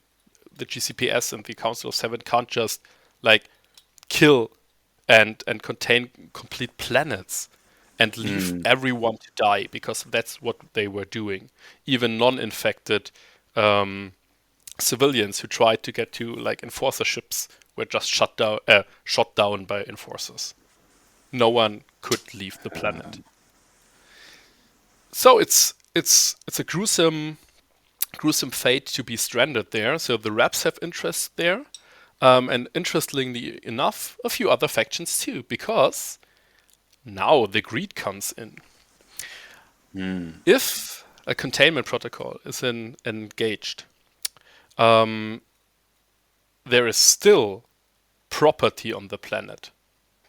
Because just because there is an faction, it doesn't mean that all the equipment, everything someone has invested in, should be lost. So and plus, there's so many resources on the planet as well that just haven't been mined. And the resources. Yes, so corporations may hire or send their own troops there, their GCPS Marines, to secure maybe their own research things, or their own investments, to secure personnel. They send specialized commandos, and here the Marauders are a good choice, because Marauders, which is also an interesting tidbit, but not known at the beginning, are immune to the plague. Oh, Their physiology somehow doesn't get affected. I think until now it's the only species that is immune to the plague. yeah, because So you've they seen the are the Teraton model of being infected as well. So I mean, it's not just humans. Your Teratons I've seen. And yes, there's a few others that have actually plague models that you can actually get. yes. There are as I said the murder birds. So birds. There are swarm-like creatures. There are like the teratons, but there are also sphere that can be infected. Oh yeah, yeah, because as quick, or I don't know how to pronounce that. AQISSAQ. Don't know how to pronounce that. Yeah, Akisiak. Something like Yes, that. Oh, and there's also a simian infection as yes, well. I'm looking on Mantic's website now, just looking at the model. So yeah, there is a one. The ape race. I don't think they're called Alpha Simian. I think they're just called Simian, and there's a character called Alpha who's part of that race. But yeah. yeah, It's I think it's it's it's a bit it's a bit weird about the names there. Yeah, the simians I think is good enough. So yeah. I there call them are Simians. Yeah. other races too that can be infected, and so but the marauders can't, and they are used as mercenaries to get people out, to get resources out, or they just come there, not only the marauders but other factions, to scavenge, to salvage everything they can find because they know it's the Wild West. You can get everything. You can secure and get out of the or away from the planet if you can get around the enforcers, of course. And that's also the motivation for, let's say, Forge Fathers, because they are resources and they won't be stopped by the things that are happening there. And maybe the Forge Fathers, we already talked about it, they have treaties also, or some of them, some clans, with the GCPS. So open warfare maybe isn't a good idea, but covert operations on a planet that isn't on the star maps anymore, that is dead for the GCPS, could be the perfect opportunity to get the things they want without really going against their treaties. So the treaties with individual corporations, or is it they just have one with like a blanket kind of treaty with all the There, UCPS? so it's well, it's more like different clans have different treaties. Maybe many Forge Okay. Fathers live also in GCPS space. They aren't really in open like in an open war state. There are some clans, the Cresterson clan, that have more of a grudge against the GCPS. But then again, another interesting tidbit for the enforcers: their armor is Forge Father made. Ah, okay. So the armor from the best human soldiers is made by Forge Fathers and engineered the way that if the humans try to like get to the code of the armor to like reproduce it themselves, it just blows up. So the Forge Fathers or the clan that works with them has has some gain because they get a lot of resources and money from the GCPS. The GCPS or the Council of Seven then pay them but get the best armor they can have for their elite troops. So it's an agreement. But Okay, interesting. so it's not only war, as we already said. It's not always open warfare. There are many treaties between them, and that's one example. But you can send your team of like brokers who are more like miners in there, get the resources you want before something more happens. Get out of the planet. It's still a savage world, you know. There's Yes. going to be conflict regardless of what treaties they have, and yeah, that's what's Yes. cool about this world is that it's so backstabby that if you are going to write your own stories about it, you can probably in lore if you want to use law as a grounding thing, get away with doing little skirmishes and all that You going on. It's just could get away with everything because yeah, if you're on here, it's all around you. Nexus PSI for the outside of the universe is dead. Nothing gets out here. So yeah. you could have infighting GCPS factions, GCPS versus enforcers, like having a few like brave Trontek Marines there who don't give up in the face of defeat because they are the best corporation. Trontek, Very and content. and they could be fighting the enforcers who try to just kill everyone.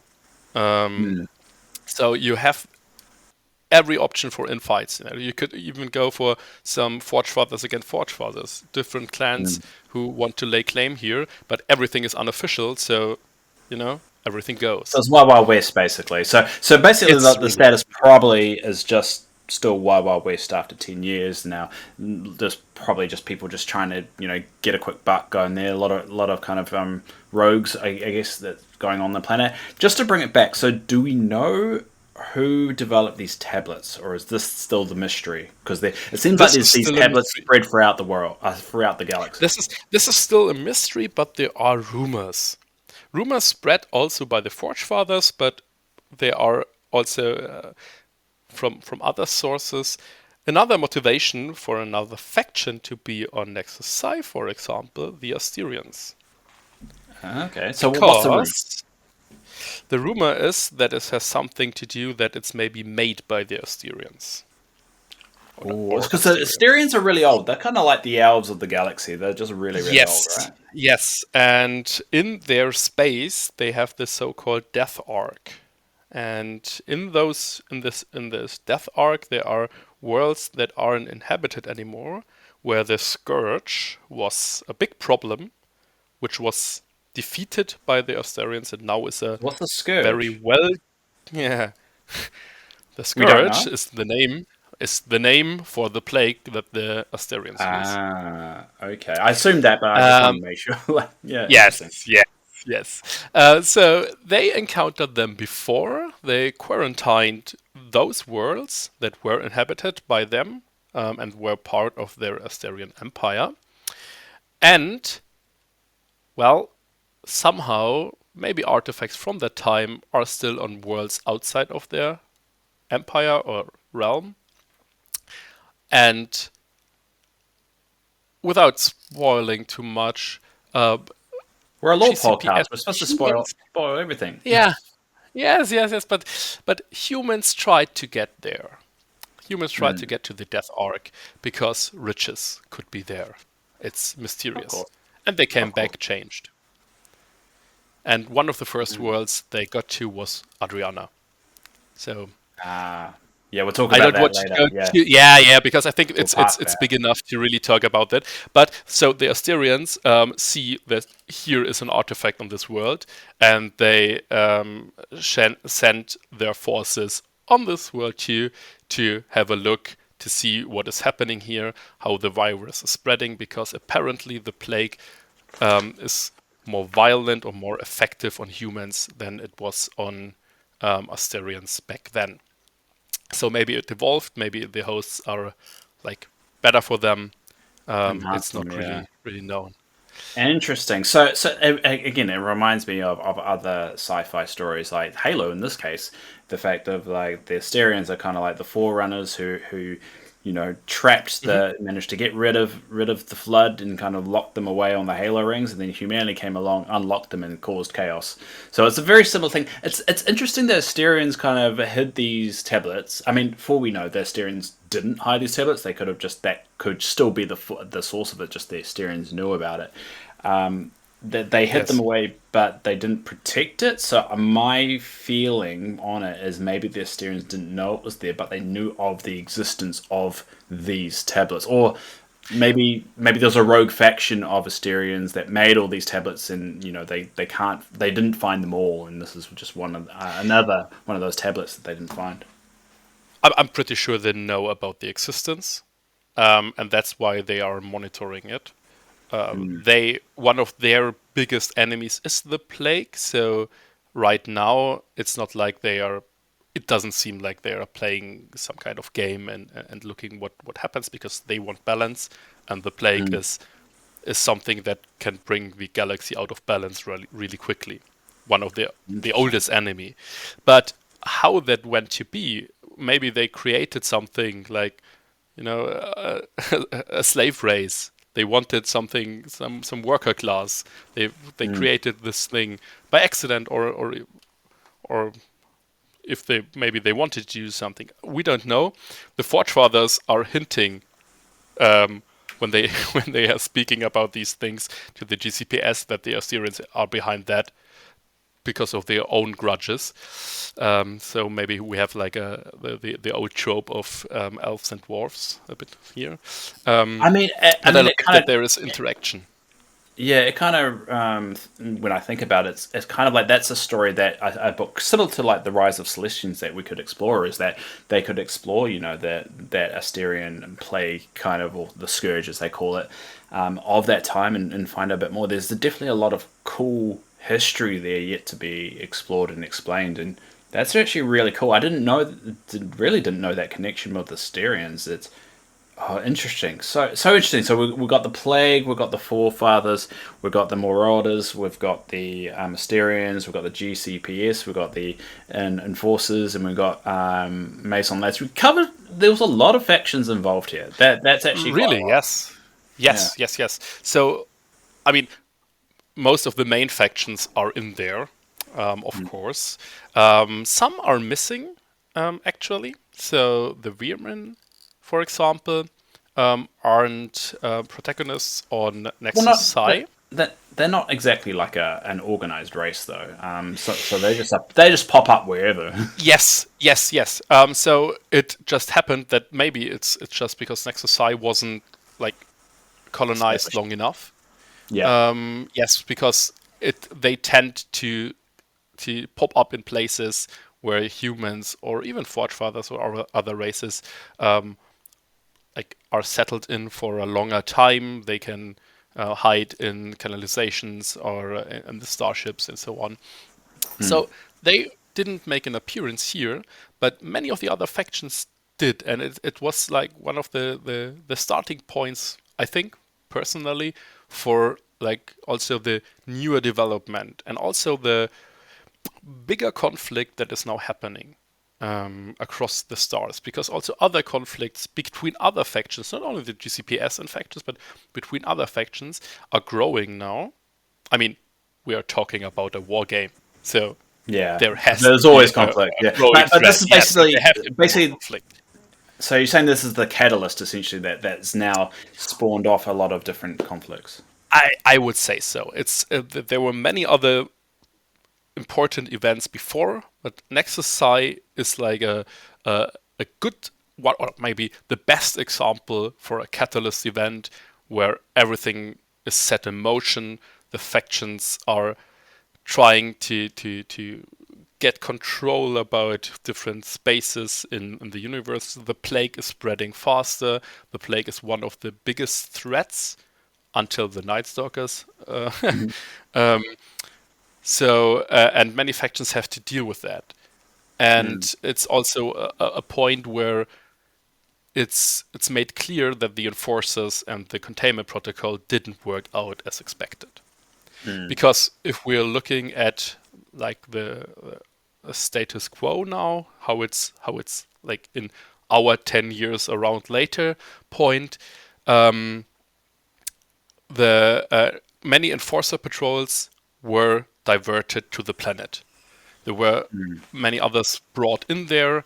Um, Interestingly enough, also the so-called Red Division. We don't know much about that, but it seems to be a specialist enforcer unit that have a considerable experience against plague and plague zombies, especially.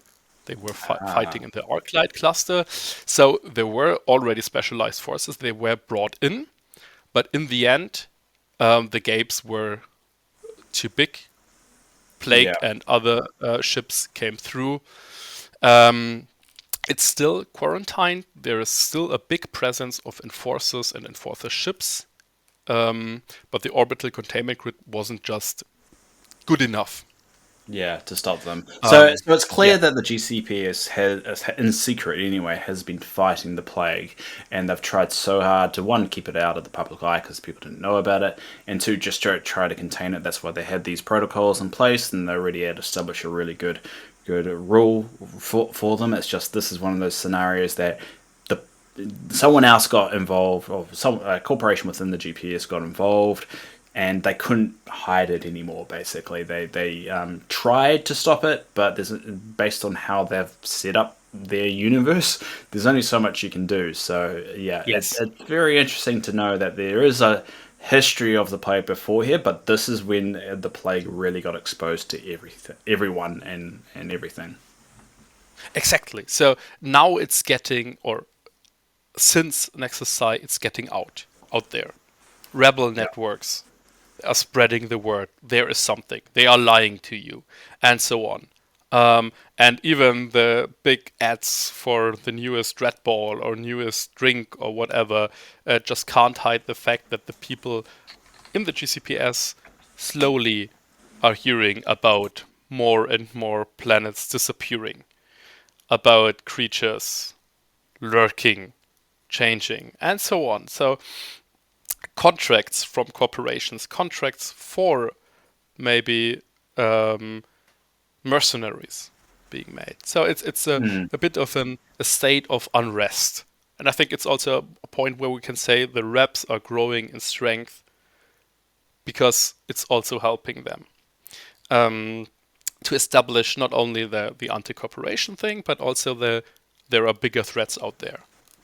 And I think with the like release and the appearance of the Night Stalkers, it's like the same strategy they are doing there. I mean, that's something for the future. But I think this interaction that is happening now, it's changing the status quo that was until then. It's changing how the Asterians made contact with the GCPS because they made Okay. treaties. They said, okay, no one enters our realm, the Death Ark, and so on. The plague is too dangerous. And And they did. now it's Yeah. going rampant because, like planets like Nexus Psi, the plague is getting out there, infecting other planets. And the Assyrians have to say, okay, they don't have it under control. We have to strike there. We have to act as a military with the clades against the humans at some points, because otherwise, if the whole of the GCPS gets infected, we don't stand a chance. Yeah. So it's really like, as you said, an Uh, event. Yes. yeah. The what was the word I just used? Oh, what was it? The turning point. Essentially, Yeah, the the turning cata. point. Yeah. Yeah, the catalyst. Catalyst. That's the word I'm looking Catalyst. Yes, thank you. The catalyst for so many changes, also in the interactions between every faction. Um, so And that's why you that's why start. I don't think. Now it makes sense Yes. why you started with this one. It makes complete sense because I was wondering like why start with the planet? It doesn't make sense, but now it makes complete sense. This is Finally, essentially after the tipping one point. hour and 45 minutes, Uh, okay, to be fair, I diverted the conversation quite a lot of just throwing in random tidbits in the questions. So, no, but yeah, we no, no, got no, no. there, and I fully understand why now, and it's a really cool thing, and I like the idea of like the Asterians going, "Hey, humans, don't push this button, or you doom us all. This button, do not push this button, or you'll doom us all." And then they turned away, and then the humans pushed the button, and now Yeah, you're because screwed. maybe you get money if you press the button. You don't know. Yeah, true. Like, oh, but I could get a lot of money. It's like, no. We've told you, there's no money here. This is bad. Just don't push the button. It's like, but what if I get a lot of money? No, there's no money in it. Don't push the. And they push the But if you I like say it. there is no money, maybe there is money because then you would. Yeah, yeah, yeah. I Humans think are yes. dumb in this world. Ah, yeah, idiots. The corporations are dumb. Even they act like a human beings. They treat human beings like corporations like human beings sometimes. This is a classic case of why they should not be in charge. Cool. I think does that about cover it? Is there any little other tidbits of I, Nexus I PS? mean, there is still more to cover, but I think it's a bit too much to go in depth. Because there are a few characters I've mentioned already.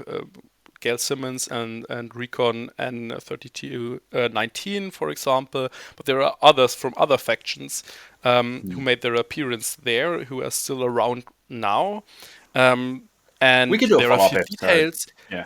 but yeah, but I think for the understanding of the episode, we're at the point where I'm glad that it's clear for you why I wanted to use this Yeah, as our it is. really first episode, and I'm glad that we got there, starting with licensing and trading Yeah. things for about 15 minutes. But I, it's like I the like that kind of universe stuff because works. it shows Yeah, personality of the world of how it works, and it also exactly, I always get exactly. a bit confused about the GPRS and whether it's an overarching council or how it all works. So this helps kind of paint the picture when we're talking about Yes, the spheres and talking about going out there. When you can't just go out there and just take a planet. It's a little bit more complex than that, and I think that's healthy to know when we talk about when you talk exactly. about the timeline spheres and all that stuff, how that actually works. Because if I was out there, I'd be like, I want a planet. Why can't I just go take a planet? No, You just there's plant so a many flag in rules around there, this world. easy. Yeah, exactly. Yeah, you go to the moon, put a flag in there, and it's mine. Isn't that how it works? So, but yeah, it's So really, really I good. think Yeah. I think it starts like a normal thing and it ends in a catastrophe. Yeah, and And that's probably the definition of everything in this world. yeah, Yeah. So we'll probably leave it there before we dive into anything else. Because if you did enjoy this Nexus PSI episode and you do want us to actually do another one, maybe the second one, let us know. We obviously will cover a lot of topics over the time of us doing this, and there's so much to talk about. And there's nothing wrong of doing a sequel episode, and we're more than happy to do it. So if you are keen, let us know. But also just let us know what you want us to talk about and cover. On that note, actually, Claudia, do you have an idea of what our next episode is going to be about?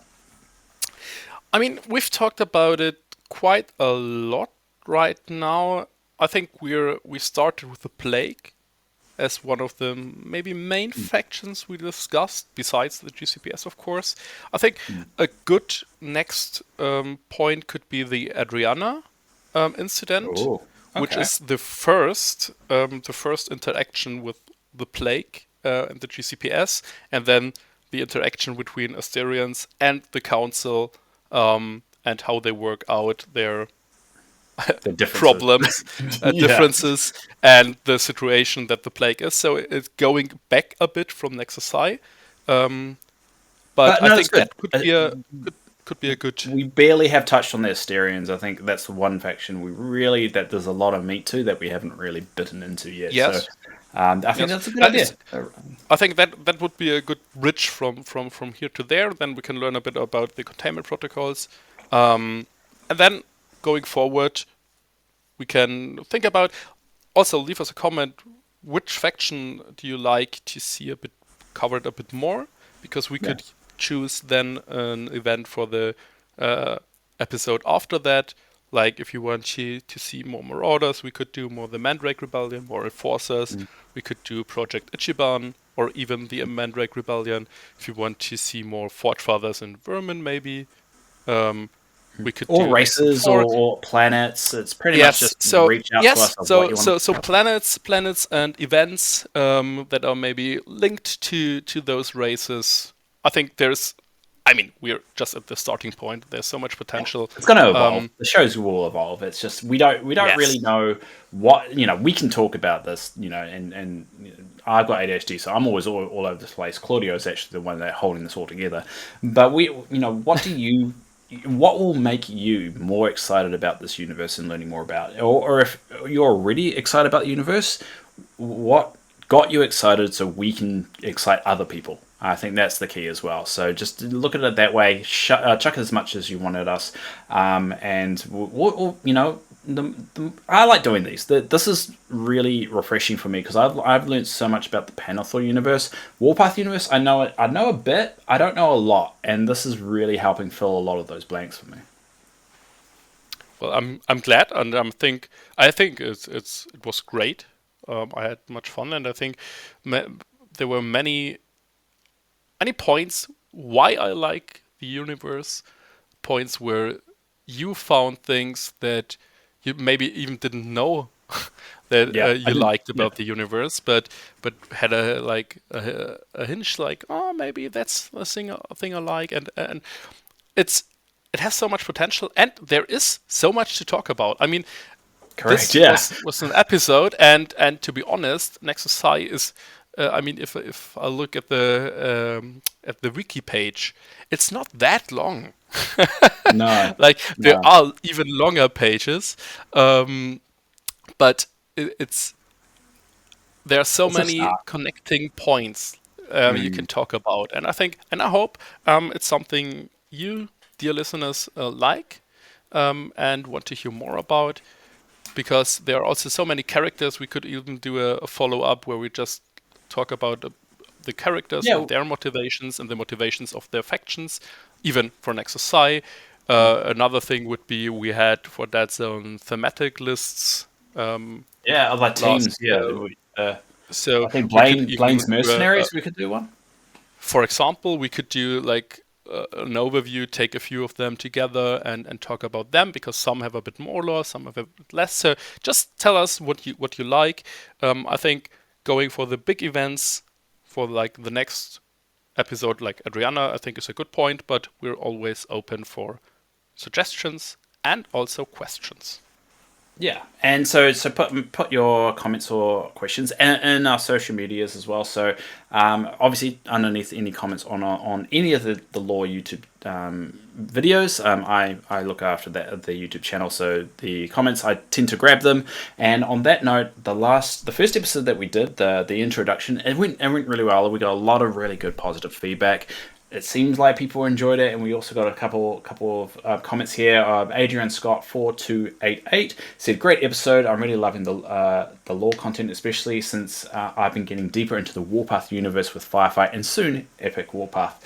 I don't have any specific queries about Nexus PSI. It was my first into the Warpath universe, and I'd really love to hear anything about it regardless. So hopefully that you enjoyed this, and hopefully other people that didn't really care about it actually now understands how important it is in terms of the universe." He goes on to say, but for future content, I'd love to get a detailed breakdown on the Plague. They're my favorite faction at the moment and give a very strong Dead Space vibe to me. To be honest, we're going to give you a lot of Plague with this episode and next episode. Where that fills in Yeah, I think a little bit we've covered before we that. go. Yeah, before we go into a deep dive of maybe just the faction itself, and hopefully we have a little bit more meat to bite on by that point, but hopefully that gives you enough to get you by until whenever we do that episode. So thank you, Adrian, and also Wolfgang, a fellow community. Oh, I think he's in the Discord. He's really good contributor. He says, "Thank you for doing this pod about Warpath. Can't wait for the Kickstarter to arrive," which he's talking about the Epic or Warpath one. So yeah, thanks everyone. So leave a comment. We'll read them out because I'm trying to make a conscious effort of reading those out, but we'll also read your suggestions. And I guess that kind of leads into the giveaway and figuring out what the question is.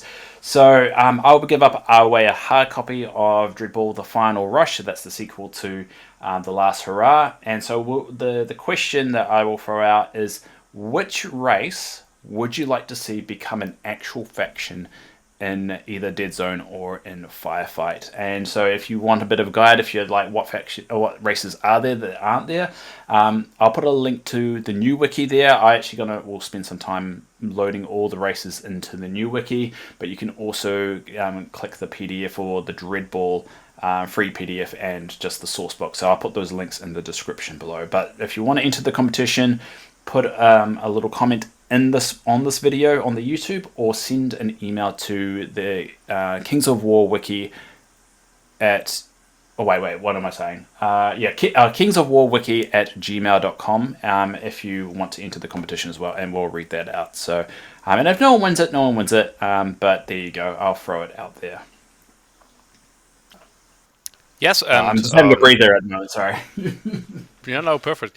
Also, if you liked it, Dave already mentioned it. I mean, we would just love to hear your comments about it.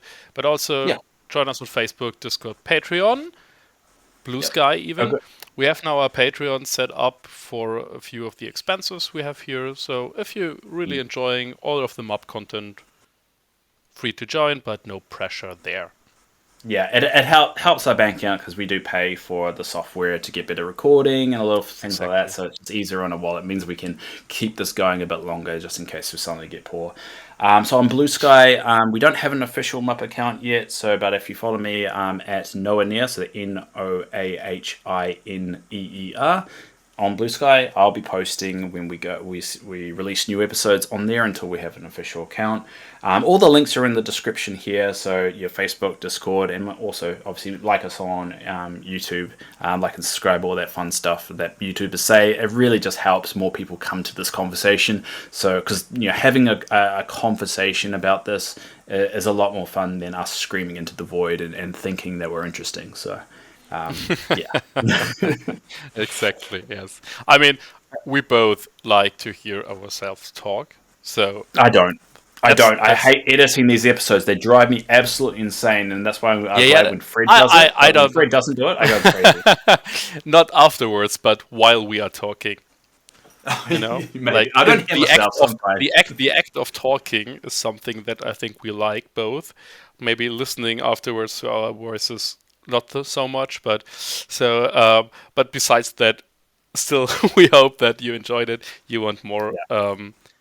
from us here. From us, I yeah, mean, just there let us are know. many other cool content creators out there doing lore stuff, and the more the merrier, because there are so many Exactly. aspects, so many stories to be told, and I'm really looking And forward to yeah, do more.